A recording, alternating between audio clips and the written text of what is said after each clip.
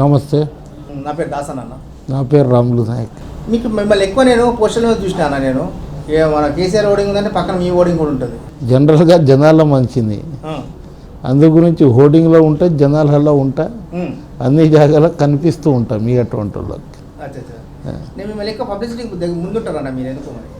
Publicity అనేది కాదు, ఎప్పుడన్నా నాయకుడు అనేటోనికి జనాలు కార్యకర్తలు ఎంబడి ఉంటే డెఫినెట్గా పబ్లిసిటీలో ఉంటారు. నాయకునికి కార్యకర్తలు కానీ రైతు భూమిని ఏ విధంగా నమ్ముకుంటాడో అట్లా నేను కార్యకర్తలను నమ్ముకుంటాను. కార్యకర్తల మంచి చెడు అది అన్నీ చూసేవారికి ఏమవుతుందంటే ప్రచారంలో ఎక్కువ ఉంటాం. కార్యకర్తలే మనకి ఎక్కువ ప్రచారం చేస్తూ ఉంటారు.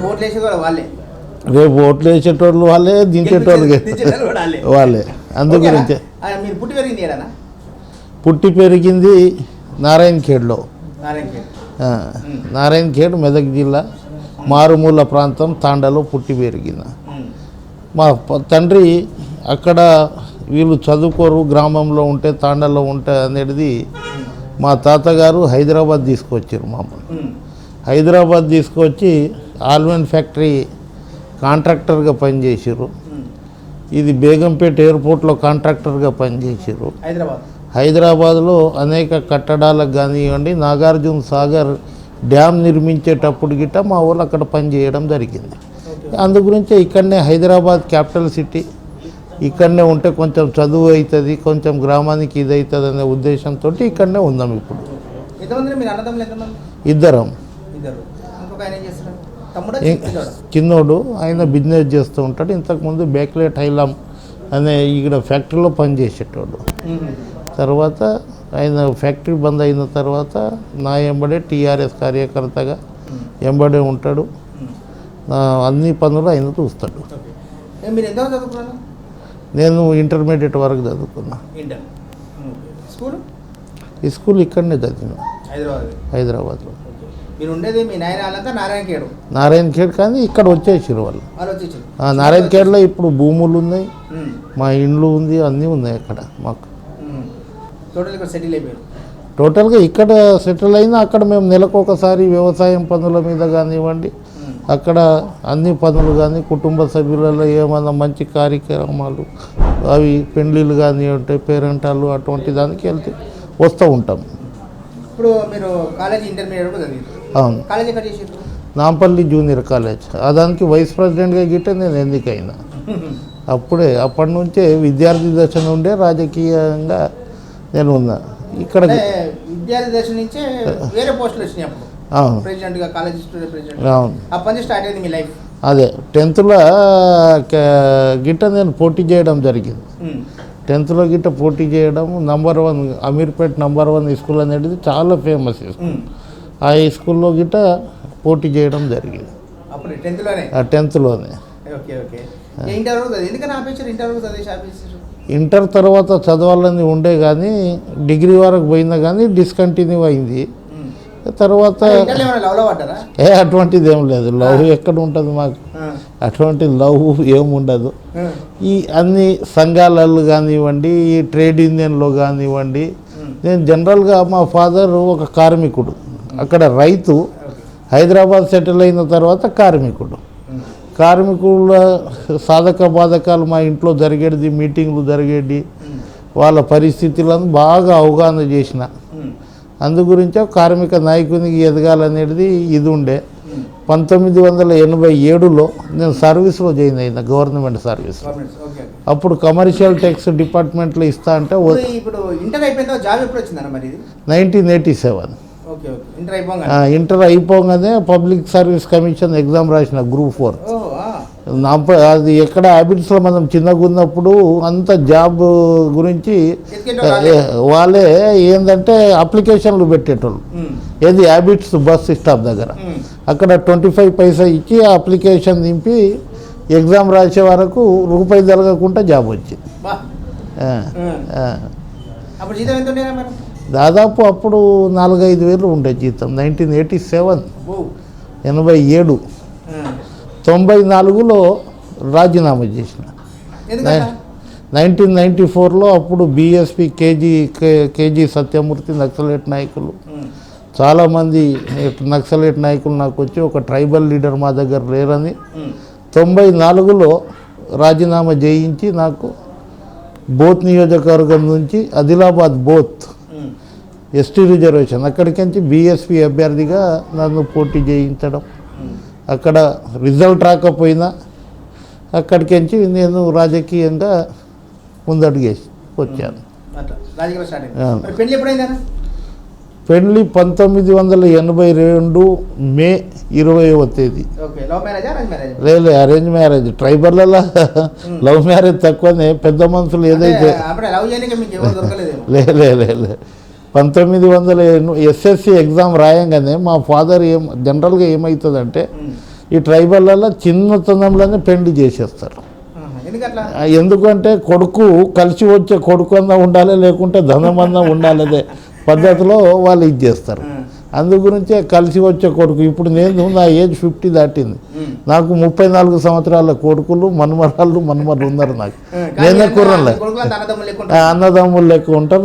నాకు చూసి ఇంకా ఎవరికన్నా నేను చెప్తారు మా పెద్ద కొడుకు మా చిన్న కొడుకు అంటే ఒంటరి అవుతారు. రెండవ కొడుకు అయితే mass communication central university student ఉందట. అదే చదివించాం. తొందరపడి కాదు, వాళ్ళ బాధ్యత ఏమవుతుందంటే పెద్ద మనుషులు అప్పుడులో ఆలోచన చేసేటోళ్ళు లే అట్లా కాదు, తొందరగా పెళ్లి చేయాలి. ఒక్కొక్క బాధ్యత. నాకు 4 అక్క చెల్లెళ్ళు, పెద్ద ఆమె చనిపోయింది, ఆమెకు నేను చిన్నప్పుడే పెళ్లి చేశారు. 3కి 2కి మా ఫాదర్ చేయించిండు. ఒక బాధ్యత నేను మా చిన్న చెల్లెకి నేనే స్వయాన ఉండి పెళ్లి చేయించిన. అయితే మీరు అప్పుడు ఎంత కట్నం తీసుకున్నారు? జనరల్గా ఏమవుతుందంటే మేమే ఆడపిల్లకు కట్నం ఇస్తాం. అంటే మీ దాంట్లో? మా దాంట్లో మేమే ఆడపిల్లకు ఒక 25,000 కట్నం ఇచ్చి మేము పెళ్లి చేసుకొని వస్తాం. ఎందుకంటే కట్నం తీసుకుంటే ఏమవుతుందంటే మా మీద పెత్తనం ఉంటుంది లేడీస్ది అని ఆచారం ఉంది అది. అందు గురించే మేమే కట్నం ఇచ్చి అబ్బాయి ఇది ఉండాలని మా దాంట్లో ఖరారు అంటారు. ఖరారు అంటే హోలీ పైకం. ఇటువంటిది ఈ ఖరారుని మేమే ఇచ్చి స్వయాన పెళ్లి చేసుకొని వస్తాం.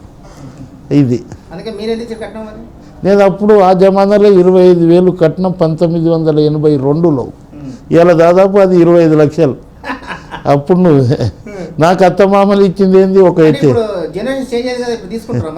ఇప్పుడు బ్రహ్మాండంగా తీసుకుంటారు. ఎట్లా తీసుకుంటారు అంటే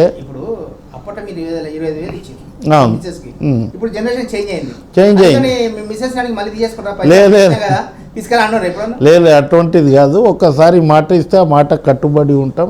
తీసుకువచ్చేదే కాదు, తీసుకురామనేది ఎక్కడ తీసుకువచ్చేది కాదు. పిల్లలకు మంచి చదువు అటువంటిది ఇది చేసినాం. ఇప్పుడు చదువుకున్న తర్వాత ఇప్పుడున్న జనరేషన్ ఫస్ట్ కట్నం, అంత కట్నము గోల్డ్. నాకు కారు కావాలి, నాకు పిల్ల నచ్చకపోయింది. అంతకుముందు పిల్లని చూసేటోళ్ళం కాదు మేము. మా తల్లిదండ్రులు ఏదైతే డిసైడ్ చేస్తారో అదే కట్టుబడి ఉండేటోళ్ళం. కానీ ఇవాళ 100 సంబంధాలు చూసి ఏదో ఒకటి చేసి ఆ కట్నం పిశాసులు ఏదైతే ఉంటారో ఆ కట్నం ఎక్కువ తక్కువ అయ్యే వరకు కొట్లాటలు స్టార్ట్ అయ్యి విడాకుల వరకు వెళ్ళిపోతారు. ఈ కట్నం రూపమాపాలే. కట్నం చదువుకున్న వాళ్ళు ఎస్టీల రిజర్వేషన్లో మనం చదువుకుంటున్నాం, బ్రహ్మాండంగా ఇది వస్తుంది. ఇవాళ మా 2 కొడుకులను నేను చేసుకొచ్చిన పెళ్ళి. ₹1 కట్నం తీసుకోలేము మేము. ₹1 కట్నం లేదు. మేమే 10-20 తులాల బంగారం వేసి మా కోడలు ఎవరైతే మా ఇంటికి వస్తుందో ఆడపీట్ల లెక్క చూస్తాం మేము. ఇంకోటనా, మరి మీరు ఉద్యోగం చేస్తున్నారు, బాగానే ఉంది. మరి ఉద్యోగం చేస్తూ కూడా రాజకీయాలకు పోవాలని ఎందుకు అనిపిస్తుంది బీఎస్పీలో? ఉద్యోగం చేస్తే నేను నా కుటుంబ సభ్యులకే పరిమితం అవుతా. ఎంత రిటైర్మెంట్ అయ్యే వరకు డిప్టీ కమిషనరో అదో ఇదో అవుతుంటే రిటైర్ అయిన తర్వాత నేను నా కుటుంబం పిల్లలు ఆదానికి అంకితం అవుతా. నేను గిట్ట ఒక ఇది ఉండాలి, నాకు గిట్ట జనాలు గుర్తుపట్టాలి, జనాలలో మైనం గిట్ట ఉండాలి అనే పద్ధతిలో ఆ రోజు కాంచీరాం చేసే కార్యక్రమాలు అక్కడ ఆకర్షితులై 1987 నుంచి 94 ఉదయం పోయి డ్యూటీలో జాయిన్ అయినా సాయంత్రం రాజీనామా చేసి కేజీ సత్యమూర్తి గారు, నల్ల సూర్యప్రకాష్ అటువంటి వాళ్ళు చాలామంది నా టేబుల్ దగ్గరకు వచ్చి మాకు ఒక ట్రైబల్ లీడర్ లేడనే ఉద్దేశంతో, కానీ నేను ఇంట్లో చెప్పలే, అప్పటికి చిన్న పిల్లలు వీళ్ళు, ఆ ఉద్యోగం మీద ఆధారపడి ఉన్నా. ఉద్యోగం పోతే మళ్ళీ ఎటువంటి ఇబ్బందులు వస్తాయి అనేది అది చూసిన, కానీ కొన్ని రోజులు ఇబ్బంది అవుతుండొచ్చు.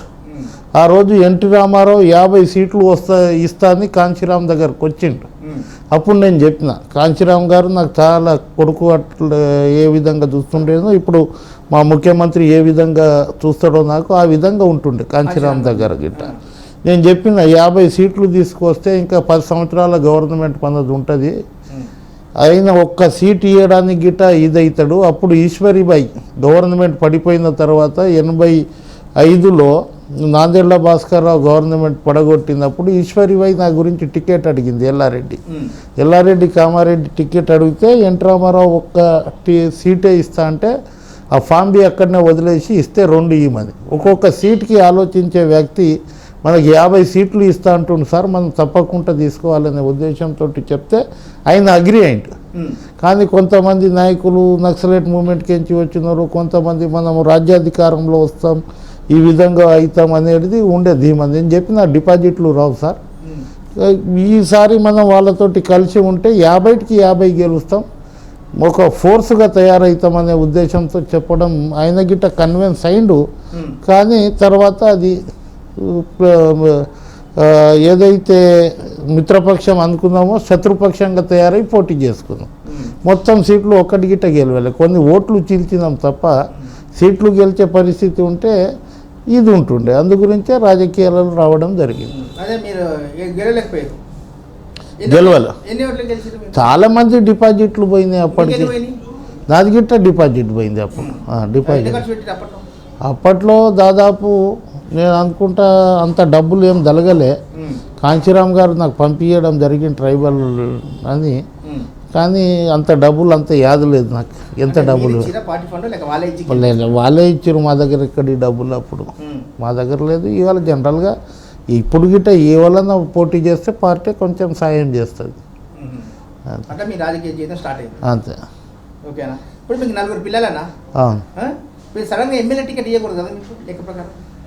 లెక్క ప్రకారము అసలు చట్టసభలలో లేదు. అది చట్టసభలలో ఏదైతే లోకల్ బాడీ ఎన్నికలు ఉంటాయో ఆ లోకల్ బాడీ ఎన్నికల్లో అది 2000 తర్వాత 1996 తర్వాత పుట్టిన తర్వాత ఉన్న వాళ్ళకు పోటీ చేయడానికి అర్హత లేదు లోకల్ బాడీ. కానీ పార్లమెంట్ అసెంబ్లీకి అటువంటి రూల్స్ ఏం లేవు. అందు గురించి టికెట్ అడిగిన, నేను టికెట్ ముఖ్యమంత్రి దగ్గర టికెట్ అడిగిన.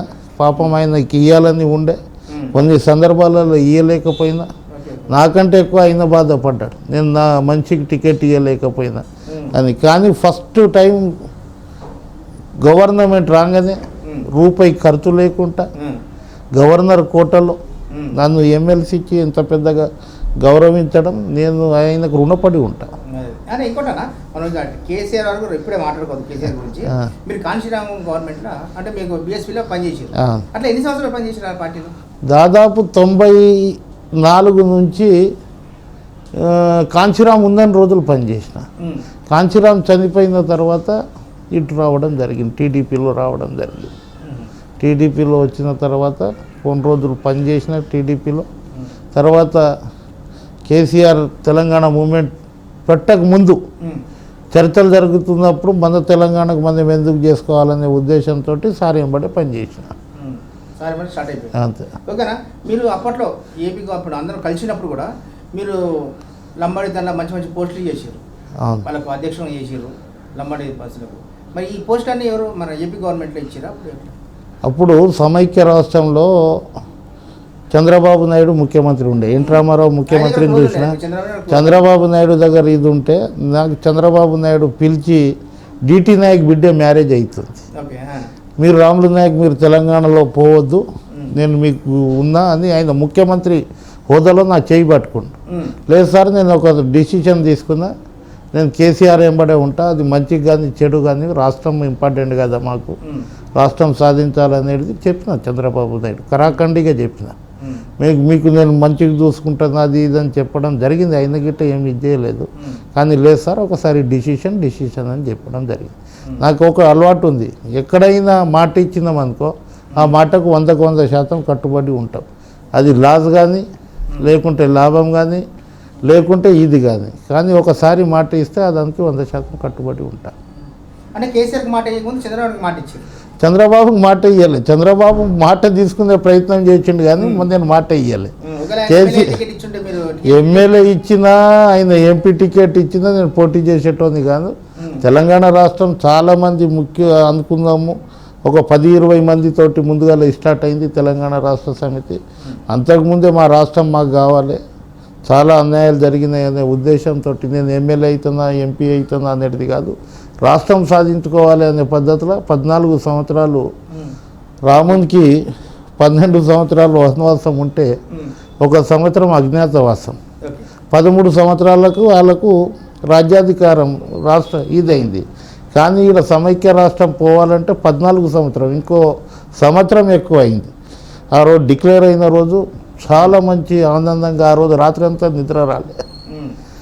ఇది వెంకయ్య నాయుడు రాజ్యసభలో మాట్లాడుతున్నప్పుడు టెన్షన్ పడి బీపీ పెరగడం అటువంటిది అయ్యింది. కానీ ఒకటేసారి డిక్లేర్ అయినప్పుడు మేడం సోనియా గాంధీ ఇచ్చినప్పుడు చాలా సంతోషపడ్డా, చాలా హ్యాపీగా. కాదు స్వాతంత్ర్యం వచ్చింది బ్రిటిష్ వాళ్ళకంటే మనం ఇండియాకు ఏ విధంగా స్వాతంత్ర్యం వచ్చిందో రాష్ట్రం ఏర్పడ్డ తర్వాత మా గిట్ట స్వాతంత్ర్యం వచ్చింది, భారతదేశానికి వచ్చింది, తెలంగాణ ప్రజలకు స్వాతంత్ర్యం వచ్చింది అనేది ఫీల్ అయింది. ఇంకోటనా మీరు కేసీఆర్ కింద క్లోజ్ కదా, బాగా క్లోజ్, నమ్మిన బంటు, అవునా? అవును. మరి మీకు ఎమ్మెల్యే టికెట్ ఎందుకు వెళ్ళిపోయినాయి? కొన్ని సందర్భాలలో ఎట్లా ఉంటుందంటే ఇవ్వాలని ఉంటుంది, కానీ కొన్ని సందర్భాలు ఇంటి కుటుంబ సభ్యులను గిట్ట ఇచ్చే పరిస్థితి లేదు. నేను ఇంతకుముందే చెప్పిన నాకు టికెట్ ఇవ్వాలని లాస్ట్ వరకు 119 సీట్ల 118 డిక్లేర్ అయింది. ఒక బోతు నాకు నమ్మిన బంటుడు నేను ఇవ్వాలి అనే పద్ధతిలో ఉండే, కానీ అక్కడ ఉన్న లోకల్ నాయకులు వాళ్ళు ఇది చేయడంతో లాస్ట్లో అన్నాడు ఆయన, నేను నీకు ఇవ్వలేకపోయినా నీకు న్యాయం చేస్తా అని చెప్పడంతో నాకు రాష్ట్రం కావాలి నేను అనుకున్నా. అదే రోజు అన్నా నేను తర్వాత సార్ పిలిచి నాకేమన్నాడంటే, రాములు నాయక్ నేను గజ్వేల్కించి పోటీ చేస్తున్నా, నువ్వు పోయి ఆడ ఇన్ఛార్జ్గా ఉండుమని. ఆడ గజ్వేల్ టికెట్ రాని బాధ ఉన్నా మా సారు మా అన్ననే అంటాను నేను కేసీఆర్కి, మా అన్న ముఖ్యమంత్రి కావాలి, ఈ సెక్రటరియేట్లో కూర్చోవాలి, ఈ ఛాంబర్లో కూర్చోవాలి, దానికంటే ఎక్కువ ఇది ఇంకా నాకేం కావాలనేది అదే రోజు చెప్పిన నేను గజ్వేల్. కారు మాది, సర్కారు మాది, సెక్రటరియేట్ మాది, గజ్వేల్ మాది, గవర్నమెంట్ మాది అన్న. నేనే చెప్తాను. ఎందుకంటే ఆయనతోటి సోపత్ చేసి 14 సంవత్సరాలు పనిచేసినప్పుడు మంచి రైటర్, మంచి పాటలు రాస్తుండే పాడుతుండే ఈ విధంగా ఉండాలని. అందుగురించి నేను సార్ వెంబడి తిరిగినప్పుడు ఆ గజ్వేల్ పరిస్థితి చూసిన, గజ్వేల్లో ఎవరు గెలుస్తారో వాళ్ళ గవర్నమెంట్ వస్తుంది.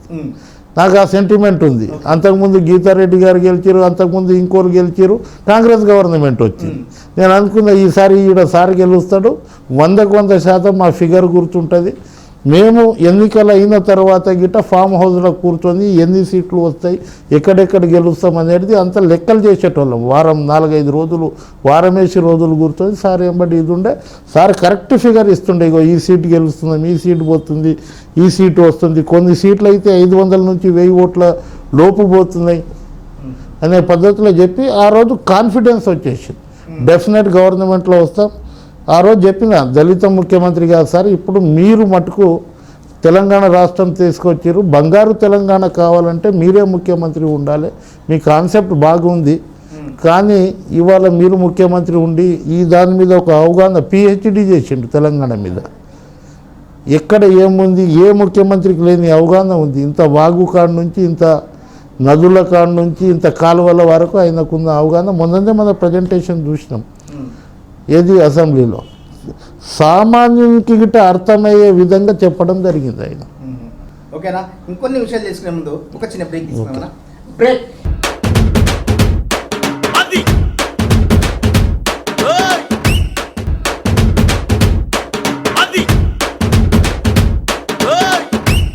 Welcome back.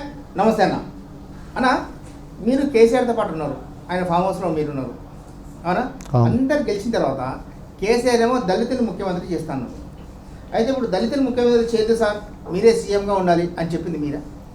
నేను కాదు, లెజిస్లేటివ్ పార్టీ ఏదైతే గెలిచిన శాసనసభ్యులు అందరూ ఉన్నారు, అందరిది ఒక నిర్ణయానికి వచ్చారు.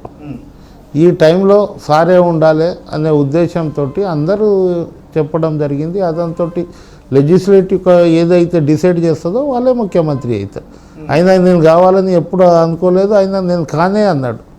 కానీ ఇటువంటి పీరియడ్లో రాష్ట్రం తీసుకొచ్చిన తర్వాత ఈ రాష్ట్రం గురించి తెలిసిన వాళ్ళు ఇవాళ 29వ రాష్ట్రం అంధకారం ఉంటుంది, నక్సలేట్లు వస్తారు, ఈ విధంగా ఉంటుంది అని కొంతమంది అయితే ఒక కట్టె తీసుకొని పోయిన ముఖ్యమంత్రి అయితే ఇట్లా చూపెట్టుకుంటూ పోయిండు. ఇవాళ 29వ రాష్ట్రం లాస్ట్ రాష్ట్రం, కానీ ఇవాళ సంక్షేమ పథకాల్లో ఫస్ట్ రాష్ట్రంగా ఇదవుతుంది.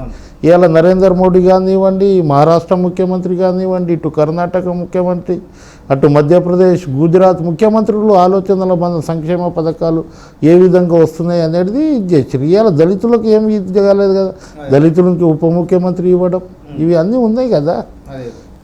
అంటే ఉప ముఖ్యమంత్రి అడ్జస్ట్ చేసుకోమంటున్నారు మీరు? అర్జెంట్ కాదబ్బా, ఎప్పుడో అవుతారు, ఏముంది. ఇంకోటనా, మీరు లంబాడీ దాంట్లో కూడా ప్రస్తుతానికి 6% ఉంది, మీరు 12% కోసం బాగా కొట్లాడుతున్నారంట. ఇప్పుడు ఆ రోజు సెన్సెస్ ప్రకారం 2011 మా ప్రభుత్వం లేదు, అప్పటికే మేము 9% ఉన్నాం. కానీ సార్ ఏమన్నాడంటే అంత తాండలు తిరిగిన తర్వాత ప్రతి గ్రామం తిరిగిన, అందులో సమైక్య రాష్ట్రంలో ఉన్నందుకు 6% అవుతుంది వస్తుంది.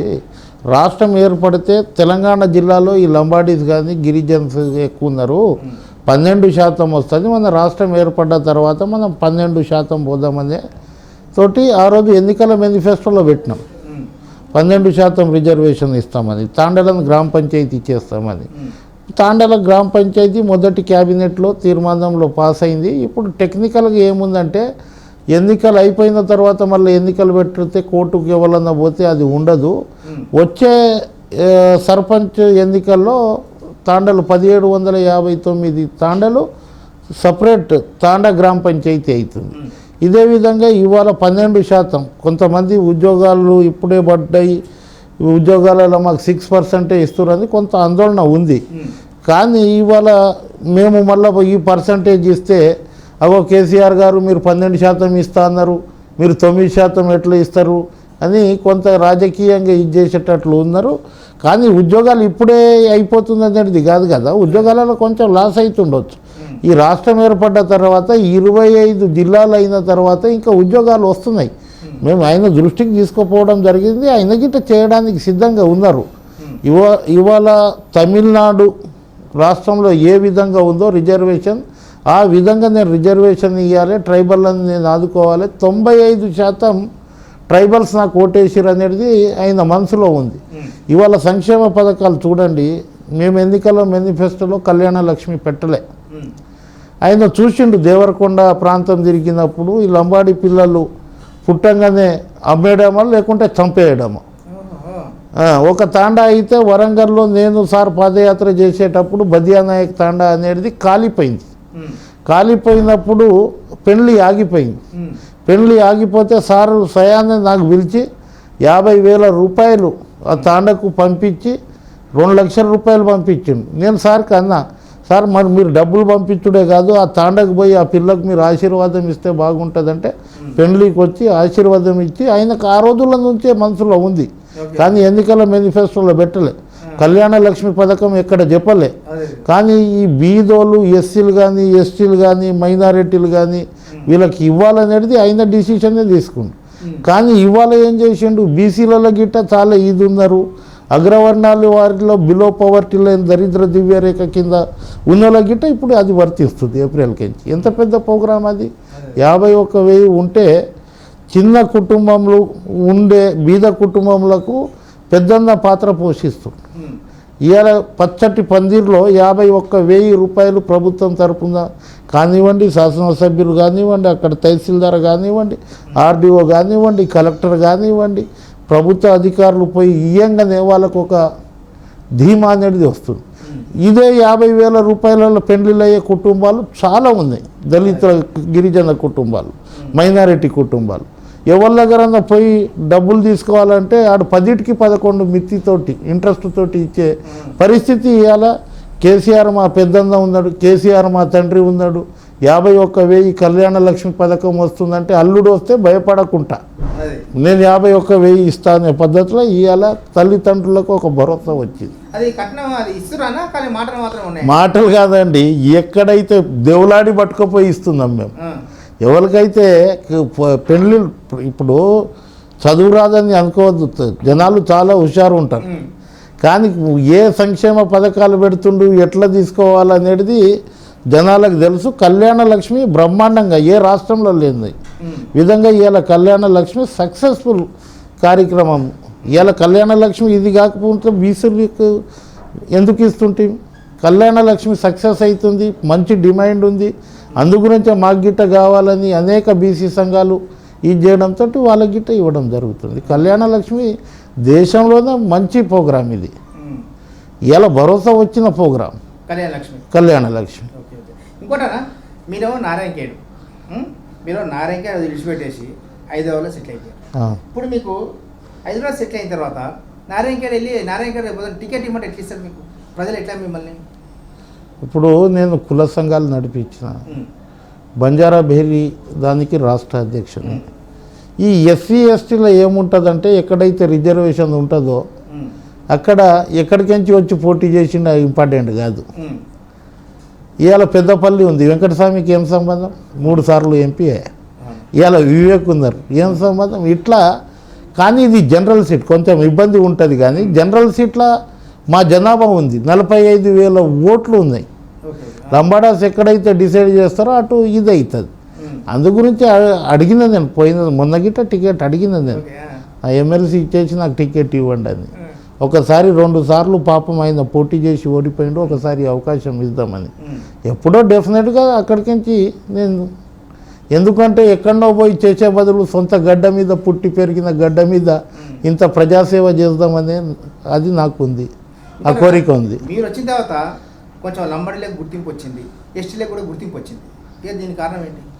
ఇప్పుడు ప్రభుత్వం వచ్చిన తర్వాత, కేసీఆర్ వచ్చిన తర్వాతనే బాగా గుర్తింపు వచ్చింది. బంజారాహిల్స్ మా దండం. బంజారాహిల్స్లో ఒక ఇల్లు ట్రైబల్ది ఉందా? అదే బంజారాహిల్స్లో అదే చెప్పడానికి వస్తుందా? ఒక్క ట్రైబల్ ఇల్లు ఉందా? లేదు. సమైక్య రాష్ట్రంలో 500 గజాల జాగా ఇవ్వండి మేము బంజారా భవన్ కడతా అంటే తిరస్కరించారు అప్పటి గవర్నమెంట్. కిరణ్ కుమార్ రెడ్డి వరకు, వైఎస్ రాజశేఖర్ రెడ్డి, చంద్రబాబు నాయుడు, ఎన్టీ రామారావు కాడ నుంచి నాదెళ్ల భాస్కర్ రావు వరకు తిరస్కరించారు. ఎన్నికల మేనిఫెస్టోలో నేను పెట్టించిన. ఆ రోజు ఎన్నికల మేనిఫెస్టో రాసేటప్పుడు నేను ట్రైబల్గా ఉందని నేను రాసి మీకు ఇస్తాను సార్ అని చెప్పిన. అక్కడ కమిటీ ఉంటే నేను రాసింది సార్కి చూపెట్టిన, డీటీపీ చేపించి చూపిస్తే బ్రహ్మాండంగా ఉంది అనేది ఆయనకు ఒక అవగాహన ఉంది. గెలవంగానే రాగానే 1 ఎకరా ల్యాండ్ భవన్కి ఇచ్చారు. సేవాలాల్ మహారాజ్ జయంతి అప్పుడు గిట్ట సేవాలాల్ మహారాజ్ ఉన్నాడు కదా. సేవాలాల్ మహారాజ్ జయంతిని రాష్ట్ర ప్రభుత్వాలు ఎందుకు పట్టించుకోలే? కేసీఆర్ వచ్చిన తర్వాత ₹1 ఎందుకు ఇవ్వడం జరిగింది? వాళ్ళ చరిత్రను ఎక్కడైతే వీళ్ళ చరిత్రను తొక్కేసిరో ఇవాళ గోల్కొండ గేట్ ఉంది, గోల్కొండ కోట ఉంది. మీరు ఇవాళ పోయి గిట్ట మీరు చూడండి, బంజారా గేట్ ఉంటుంది ఆడ.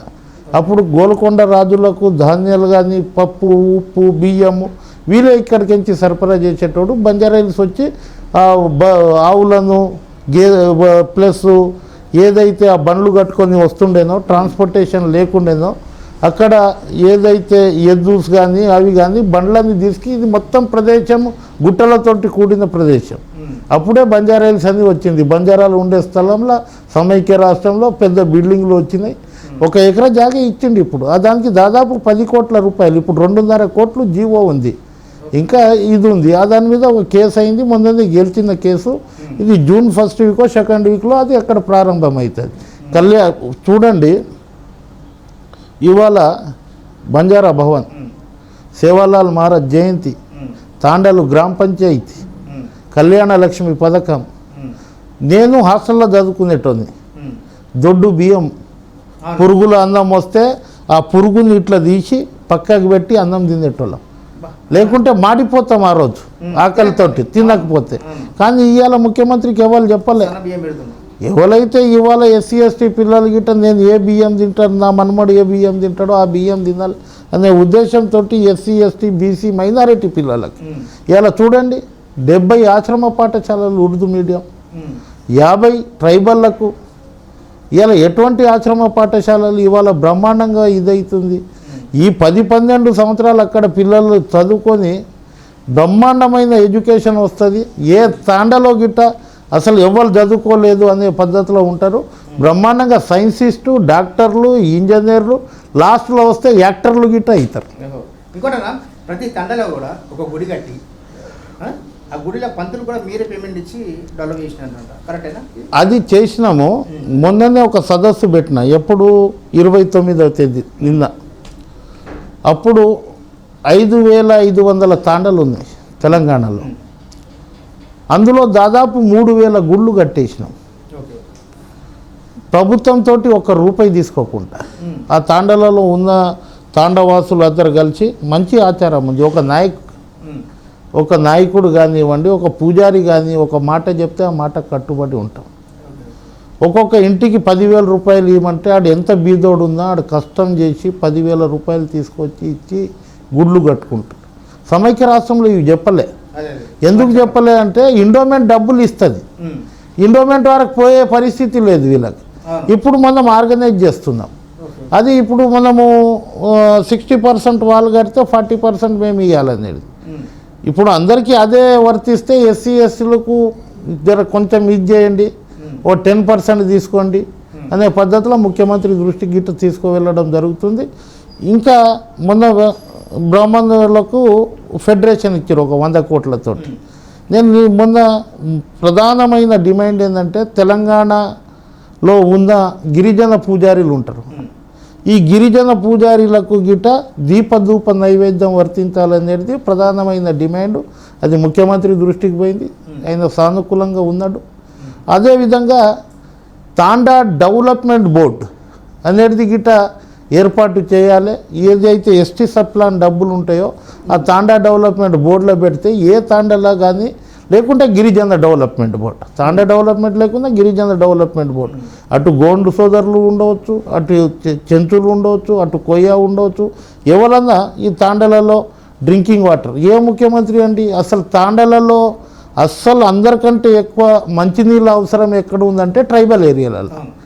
ఏ ముఖ్యమంత్రి నేను తాండలకు కనుక గిరిజన గూడాలకు కనుక లేకుంటే ఎక్కడన్నా కానివ్వండి నేను నీళ్ళు ఇవ్వకపోతే నేను వచ్చేసారి ఓట్లు అడగననేది అంత గట్టిగా ఇలా మిషన్ భగీరథ కార్యక్రమం మీరు చూస్తున్నారు. ఎక్కడ చూస్తే అక్కడ పైపులు పడేసి ఉన్నారు. నేను మా దగ్గర కౌలాస్నాల ఉంది, అది నిజామాబాద్ జిల్లా పక్కకే ఉంటుంది కంటి. అక్కడ తాగడానికి నీళ్ళు ఇబ్బంది ఉంటే ఒక 10 కిలోమీటర్ దూరం పోతుండే ట్రైబల్స్. కౌలాస్ కా పానీ కంటికి వచ్చాయి అన్న, కౌలాస్ నీళ్ళు కంటికి రావాలనేది. ఇప్పుడు పైపులు పెట్టి మా మంత్రివర్యులు హరీష్ రావు అక్కడి నుంచి కౌలాస్ వాటర్ని కంటికి తీసుకురావడం. కొన్ని గ్రామాలు ఎస్సీ ఎస్టీ గ్రామాలలో అది పోయింది. అట్లనే ఇంకా వచ్చే ఈ 3 సంవత్సరాలలో మా ఆడపిల్ల బిందె పట్టుకొని బయట పోవద్దు. కొంతమంది అయితే కంటి నారాయణ ఖేడ్కి పిల్లని ఇవ్వమంటే మేము ఇయ్యం. నేను అన్నయ్య ఫోర్వర్డ్ సైన్సిస్టు చదువుకున్నావు ఎందుకు ఇవ్వని అడిగిన. సార్ మా బిడ్డ మంచిగా బతికింది, 5 కిలోమీటర్ పోయి నీళ్ళు ఎవరు ఎత్తుకొస్తారు, అందు గురించే ఇయ్యం. ఈయనకు ప్రభుత్వ ఉద్యోగం ఉంది కానీ నీళ్ళు దొరకని జాగాలో మేము ఎందుకు ఇస్తాం సార్? మా ఆడపిల్లని తీసుకుపోయి 5 కిలోమీటర్కి నుంచి బిందెతోటి నీళ్ళు తీసుకొచ్చేది కాదు. అట్లా కొన్ని సంబంధాలు రాలే. ఇవాళ అది రాగానే సంబంధాలు బ్రహ్మాండంగా వస్తున్నాయి. మా అమ్మాయిలను ఇస్తాం, మా అబ్బాయి మీ అబ్బాయి బాగున్నాడు అనే పద్ధతిలో ఇవాళ బ్రహ్మాండంగా మిషన్ భగీరథ కానివ్వండి, మిషన్ కాకతీయ కానీ మంచి ప్రోగ్రామ్స్ ఇవి. ఇప్పుడు మీరు ఎమ్మెల్సీ కోటలో నారాయణ ఖేడ్కి చేసిన మంచి పనులు ఏంటంటే, నేను వచ్చిన తర్వాత నారాయణ ఖేడ్ బాగా డెవలప్ అయింది. వెనుకబడ్డ ప్రాంతం అందరు, నేను అప్పుడే అన్నా వెనుకబడేయబడ్డ ప్రాంతం, వెనుకబడ్డ ప్రాంతం కాదు, వెనుకబడేయబడ్డ ప్రాంతం. మాకు లక్కీగా ఎన్నికలు వచ్చింది బై బాగా క్లోజ్గా ఉండి ఆయన రైటింగ్ మీరు కూడా రాసుకుంటారు సార్? లేదు అట్లా రాసుకో, లేదు అంటే సోబతి అనేది ఒకటి ఉంటుంది మన అరే ఆ సోబతి ఈ సోబతి అని తిట్టేటోళ్ళు పెద్ద మనిషి. మంచోళ్ళ సోబతి ఉంటే మంచి మాటలు వస్తాయి. మంచి మంచి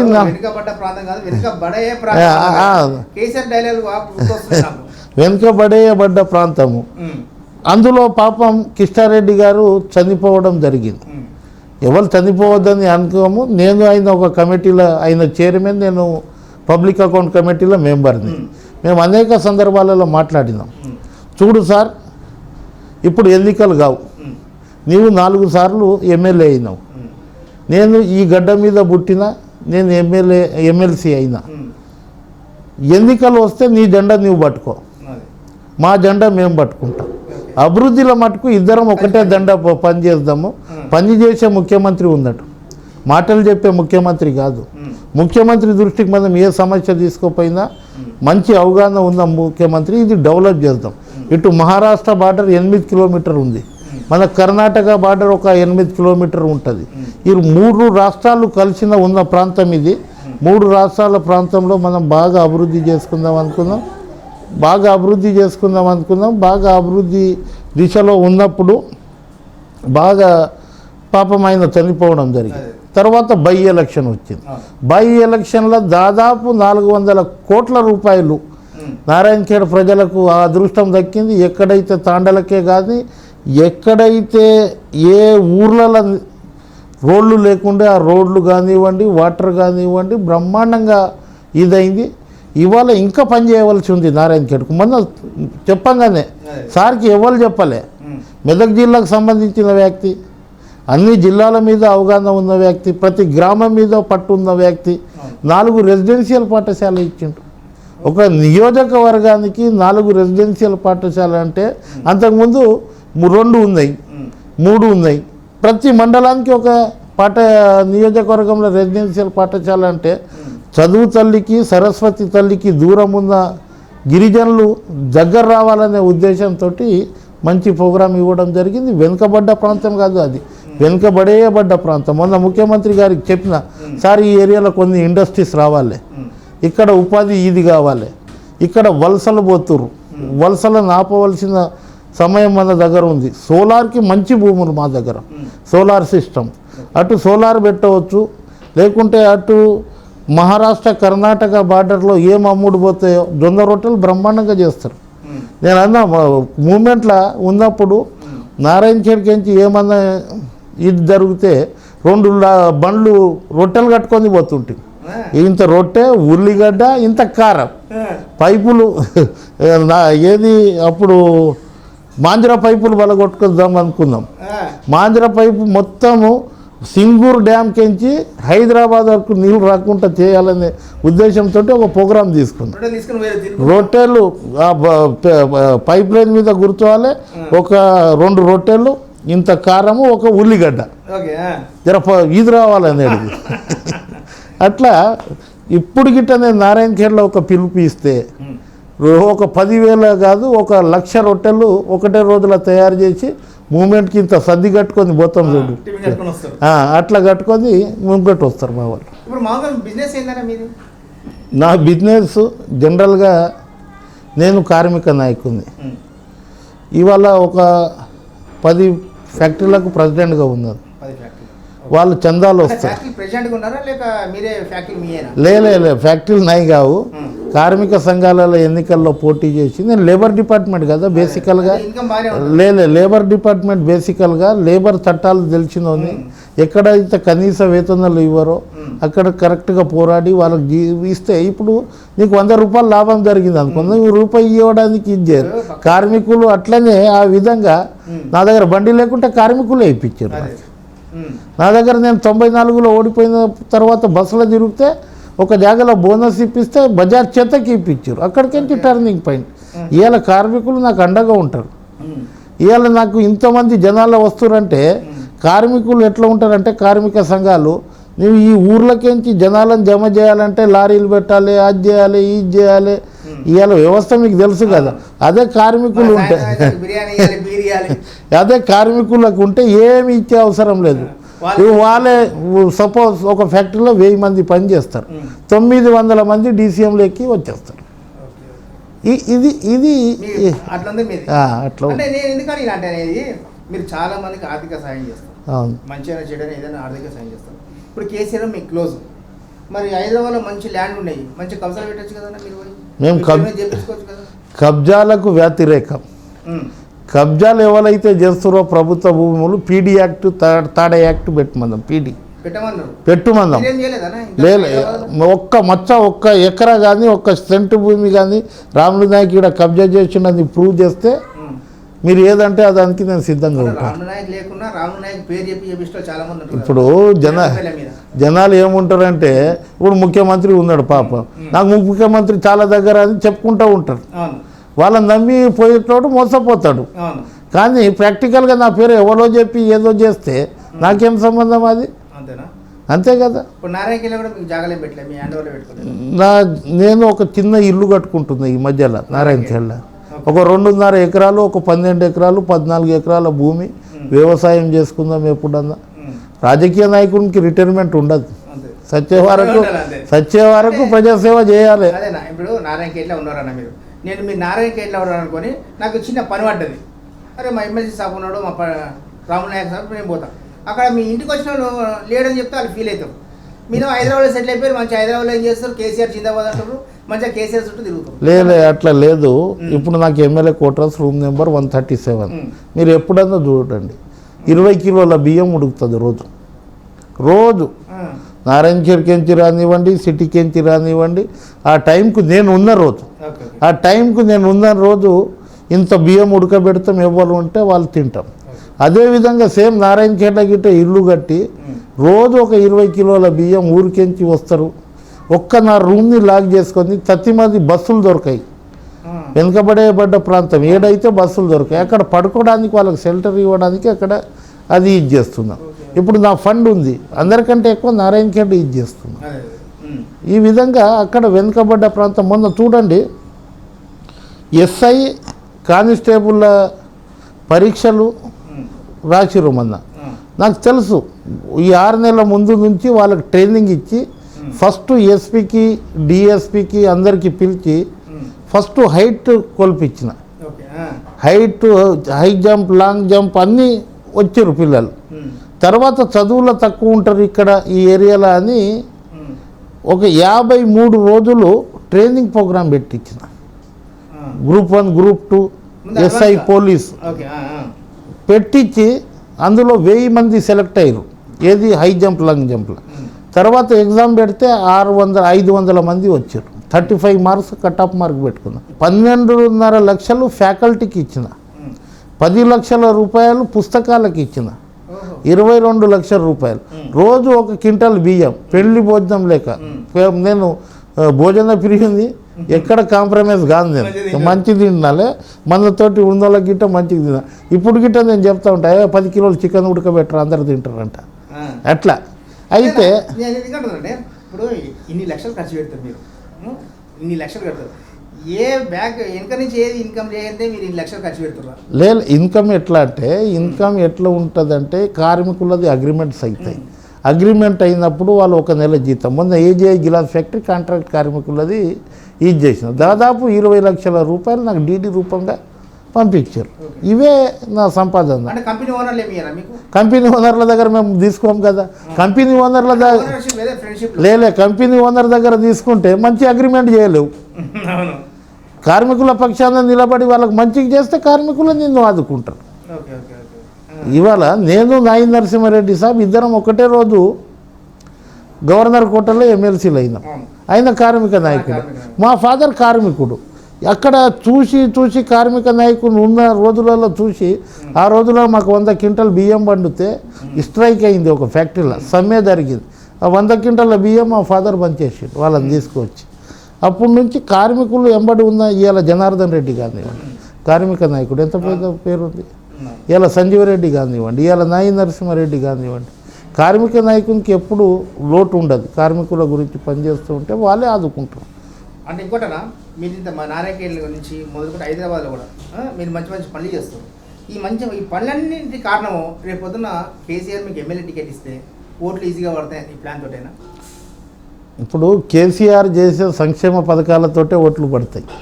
ఇంకా 10 సంవత్సరాలు మేము కేసీఆర్ని ఎవరు ఇక్కడ జరపలేరు. 10 ఇయర్స్ వరకు ఎవరు కేసీఆర్ సార్ ఉందని రోజులు ఎవరు ఏం చేయలేరు. ఉదాహరణకు కాంగ్రెస్ పార్టీ ఉంది, తెలుగుదేశం అయితే ఇక్కడ అవుట్ అయిపోయింది, ఎవరు వాళ్ళకి దిక్కు లేదు. కాంగ్రెస్ పార్టీ తోటి మాకు పోటీ ఉంటుంది అనుకుందాం. కాంగ్రెస్ పార్టీలో ఏ నాయకుని చూసి ఓటేస్తారండి జనాలు? ఎవరైనా ఒక ఫిగర్ ఉండాలి కదా కేసీఆర్ లేక. ఇవాళ మాకు అందు గురించే తిరుగులేదు. సంక్షేమ పథకాలు కేసీఆర్ మొన్న చూడండి, నారాయణఖేడ్ ఎన్నికలు కానివ్వండి, మొన్న పాలేరు కానివ్వండి, హైదరాబాద్ గ్రేటర్ హైదరాబాద్ ఎప్పుడన్నా చరిత్రలో 60 సంవత్సరాల చరిత్రలో ఏ పార్టీ గిట్ట ఇంత మెజారిటీ లేదు. సింగిల్ పార్టీ మేయర్ చేయలేదు, ఏదో మిత్రపక్షంగా చేసుకున్నారు, మిత్రపక్షంగా ఇది చేయడం జరిగింది. కానీ ఇవాళ కేసీఆర్ ఉన్నన్ని రోజులు ఏ ఎన్నికలు వచ్చినా ఇదే విధంగా ఉంటుంది. సంక్షేమ పథకాలే మాకు ఇది అవుతుంది. ఒక 3-4% మా ఫేస్ వాల్యూని చూసి మేము జనాలతోటి దగ్గర ఉంటే ఇంకా ఎక్కువ అది అవుతుంది, అది కలిసి వస్తుంది. కానీ సంక్షేమ పథకాలే మాకు గెలిపిస్తాయి. ఇంకోటన్నా, కార్లో ఇంతమంది నెక్కించుకుంటారు, కార్లో వాడతారా మరి? మధ్యలో ఇచ్చేస్తుంటారా? మేము మధ్యలో ఇడవమండి, కారు మేము మోయడానికి ఉందాం. లేదు ఓవర్లోడ్ అయితే లీలాండ్ బండి పెడతాం, అందులో ఏముంది. లేదు కారే గుర్తు ఉంటుంది, ఇంకో కారు తెప్పించి ఇంకోళ్ళకి ఎక్కించుకుంటాం. కారు అనేది ఉంటుంది, కారు మాది, సర్కారు మాది, చెప్పిన సర్కారు మాది. నేను వారానికి ఒకసారి అన్నా కేసీఆర్ని కలుస్తాను. కేసీఆర్ ఒకసారి అవకాశం వచ్చినప్పుడు 6 గంటలు 5 గంటలు, ఒకసారి 10 నిమిషాలు, సందర్భాన్ని బట్టి. లే ఆయన దగ్గరకించి నేర్చుకున్నాం కదా. ఒక ప్రిన్సిపాల్ దగ్గర, ఒక లెక్చరర్ దగ్గర కానివ్వండి, ఒక ప్రొఫెసర్ దగ్గర కానివ్వండి, 100 సార్లు గుర్తుంటే 100 మంచి డిస్కస్.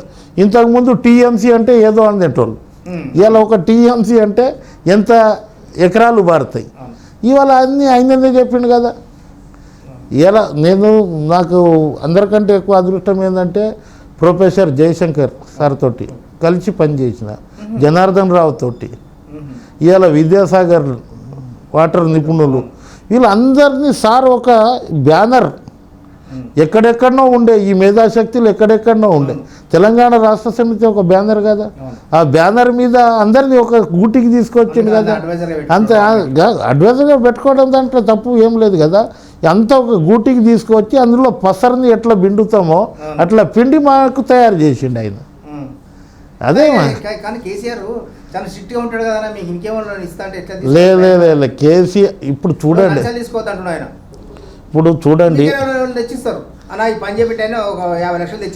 అట్లా లేదు, అట్లా లేదు.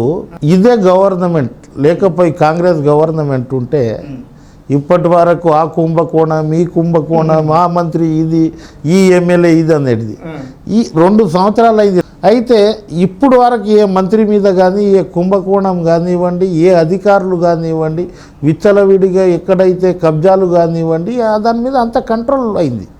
ఇంతకుముందు చూడండి, తెలంగాణ వస్తే మత కల్లోహాలు అవుతాయి, హైదరాబాద్లో ముస్లింల డామినేషన్ అవుతుంది, నక్సలైట్ల రాజ్యం అవుతుంది, కరెంటే ఉండదు, మీకు ఎక్కడిది పరిపాలించుకో శక్తి మీకు ఉందా?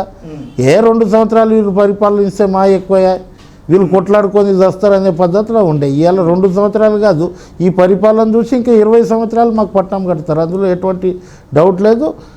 ఏదైతే ముఖ్యమంత్రి గారు 24 గంటలు ఏదైతే అవినీతి ఎక్కడైనా జరిగితే టాలరేట్ చేయడు, టాలరేట్ చేసే సమస్య ఉండదు. అందు గురించి అందరు కంట్రోల్లో ఉన్నారు. ఇలా మాకు ₹1,00,000 జీతం ఉంటే 2.5 లక్షలు పెంచిండు, అది సరిపోతుంది మాకు. హాయిగా తిరగవచ్చు, హాయిగా ఇది చేసుకోవచ్చు. డబ్బులు అనేది ఎంత వచ్చినా సరిపోదండి.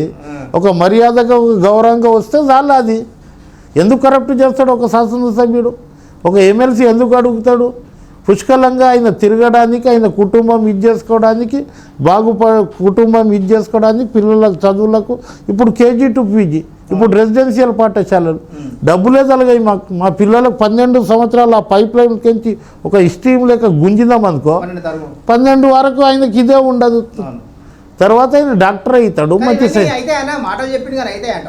100% అవుతుంది. ఇవాళ కేసీఆర్ చెప్పిన ఒక్క మాట కాలేదని చెప్పండి మీరు. ఏ మాట కాలేదు?